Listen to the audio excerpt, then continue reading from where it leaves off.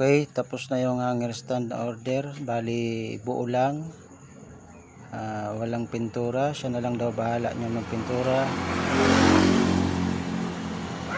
Yan ay tubular na 1x1, may thickness na 1.5 mm.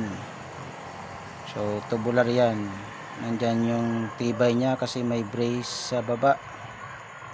Ang size niyan ay 52 by 52 inches, kasama yung paa. So may stopper siya, stopper ng hanger. Yan, hindi siya yung ano, para hindi malaglag agad yung hanger dyan ng damit. So yan na, di-deliver ko na yan mamaya. Tinapos ko lang, siguro mga 4 hours ko ginawa. So labor lang yan eh, labor lang ang singil ko dyan pag ganyang buo.